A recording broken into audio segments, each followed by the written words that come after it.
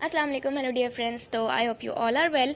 आज की वीडियो में हम बात करेंगे बॉटनी के एक इंटरेस्टिंग और सिंपल से टॉपिक पे, जो कि है म्यूटेशन, उसके कॉजेज़ और उसके टाइप्स।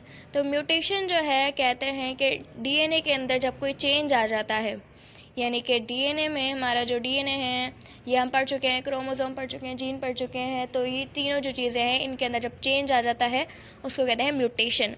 अब ये प्रोसेस जो होता है डीएनए में चेंज आने का, इसको कहते हैं म्यूटाजेनेसिस। ये इसका प्रोसेस है जिसको हम म्यूटाजेनेसिस कहते हैं।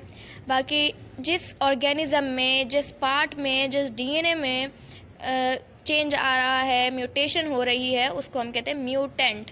म्यूटेंट किसको कहते हैं कि जिस ऑर्गेनिज्म में, जिस पार्ट में, जिस चीज़ में ना म्यूटेशन हो रही है, उसको। अब जिन की वजह से म्यूटेशन हो रही है, कि जो सब्सटेंस म्यूटेशन करवा रहे हैं, डीएनए को चेंज करवा रहे हैं, उसको हम कहते हैं म्यूटाजेन।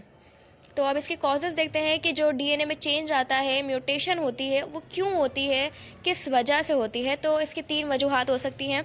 एक तो फिज़िकल म्यूटाजेन, एक केमिकल म्यूटाजेन और एक बायोलॉजिकल म्यूटाजेन। फिज़िकल म्यूटाजेन में क्या होता है कि एनी काइंड ऑफ रेडिएशन, मतलब किसी भी किस्म के रेडिएशन रेज़ हैं, निकल रही हैं, बॉडी के आर पार हो रही हैं, इसको हम कहते हैं फिज़िकल म्यूटाजेन। जैसे कि हमारी हो गई gamma rays, x rays, alpha beta gamma, इन सब की वजह से जो है जो म्यूटेशन होती है, यानी कि कहते हैं कि जब जो है रेज़ पास होती हैं बॉडी में से, तो जो डीएनए का जो सीक्वेंस होता है न्यूक्लियोटाइड का, वो चेंज, मतलब वो टूटता हुआ जाता है। उसकी जो बॉन्ड आपस में हुई हुई होती है, वो टूटती भी जाती है। तो अब भी इसके अंदर इम्कान हो सकता है कि जो सीक्वेंस है न्यूक्लियोटाइड का, वो चेंज हो जाए या ना भी हो, लेकिन ये हो सकता है। तो अब दूसरी जो है वो केमिकल म्यूटेशन है, जिसमें क्या होता है, केमिकल कंपाउंड्स जो हमारे एनवायरनमेंट में प्रेजेंट हैं, जो वाटर में प्रेजेंट होते हैं, यानी कि पोल्यूशन कह सकते हैं एक तरह से। तो केमिकल कंपाउंड जब एंटर हो जाते हैं, तो इसको हम कहते हैं केमिकल म्यूटेशन। तो बायोलॉजिकल म्यूटेशन जो है, वो माइक्रो ऑर्गेनिज्म जब हमारी बॉडी में चले जाते हैं, जैसे कि HIV वायरस या बायोकेमिकल्स, ऐसे कुछ जब हमारी बॉडी में चले जाते हैं, तो वो क्या होता है कि इम्कान होता है कि डीएनए का जो सीक्वेंस है न्यूक्लियोटाइड का, वो चेंज हो जाए, या डीएनए चेंज हो जाए कम्प्लीटली, या कुछ भी हो सकता है। तो ये तीनों जो है इसके कॉजेज़ हैं म्यूटेशन की, कि क्यों जो है डीएनए के अंदर चेंज आ जाता है।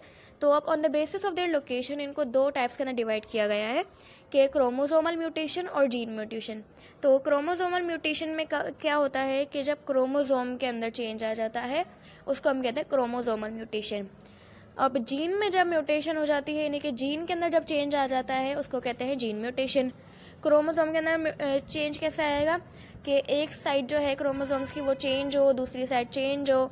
जीन के अंदर कब आएगा कि जब डीएनए का जो न्यूक्लियोटाइड है, उसको हम कहते हैं ना, डीएनए का स्मॉल पार्ट को कहते हैं ना जीन, तो उसके अंदर जब चेंज आ रहा है, तो उसको हम कहते हैं जीन म्यूटेशन। तो ये दोनों टाइप्स थी। इसकी फर्दर टाइप्स निकल रही है। क्रोमोसोमल म्यूटेशन की और टाइप्स होती हैं, जैसे कि हेट्रोपोलाइडी, पॉलीपोलाइडी, फिर इनकी फर्दर एग्जांपल्स हैं। जीन म्यूटेशन की भी जो हैं वो 3 टाइप्स डिवाइड हुई हुई है। तो लेकिन इनको हम करेंगे नेक्स्ट वीडियो में डिस्कस। तो आई होप कि ये समझ आया होगा सब। तो पसंद आया हो अगर, तो लाइक कमेंट शेयर मस्ट करते जाना, इनको शेयर करो वीडियोज़ को और आगे ज़्यादा भेजो। नेक्स्ट वीडियो में मुलाकात होती है। टिल देन अल्लाह हाफ़िज़।